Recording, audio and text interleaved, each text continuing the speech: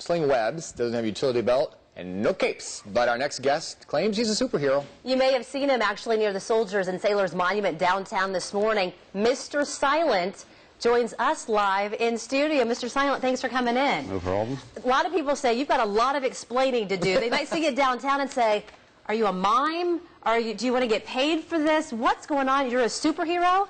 Yeah, pretty much. I don't have any powers, obviously, but I think in society today, there's so many people emulating like the villains in society, like the gangsters. So I wanted to give them another option, perhaps. Okay, Superman came from another planet. Spider-Man, Peter Parker got bit. Batman had the unfortunate episode where his parents were murdered and developed his alter ego. Where did Mr. Silent actually come from? Pretty much it was just a drunken spur-of-the-moment type thing. Pretty much my friends and I were having a party and watching superhero movies for some reason, and we just decided what's to stop someone from actually doing that. And pretty much it's bravado. If like the only thing that would stop you is actually being brave enough to go out and facing the ridicule. So that's pretty much what happened. We're looking at video right now of you out on the streets, crime fighting.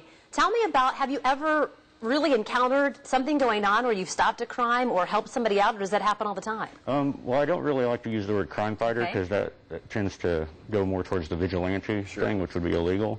I'm more focused on the hero aspect of being a superhero. Like, I look for people to help and to save. The only time I would ever actually fight a crime is if I saw someone being like mugged or assaulted or something.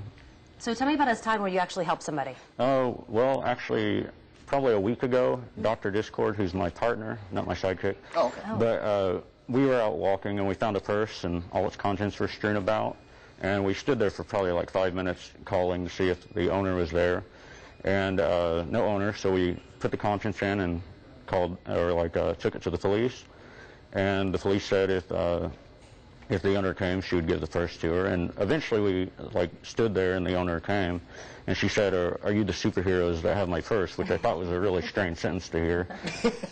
And we ended up escorting her over there, and she thanked the police officer, and the police officer said, don't thank me, thank them, which showed that the police didn't really mind us that much.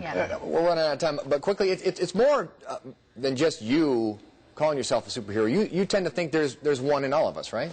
Yeah, pretty much. I believe that all of us have the hero in us. All of us have the serial killer. All of us have all those aspects in us. It's just that which aspects we tend to focus on. If we focus on the serial killer, all we'd have to do is act on that. If you're like, I want to kill that person, but most of us don't do it. But all of us kind of want to be a hero. We want to be looked up to.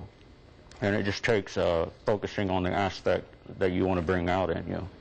So I just chose to bring out the hero. Oh, we're glad that you did. Yeah. Mr. Silent, thank you for being with us today and sharing with us. No we problem. appreciate it. Again, there's a link to our website, Yeah. fox59.com. If you'd like to hear more of Mr. Silent. I don't think you could ever use Miss Silent as a superhero name. Never. I know someone else who couldn't. Handmade, homemade, homegrown, that pretty much covers the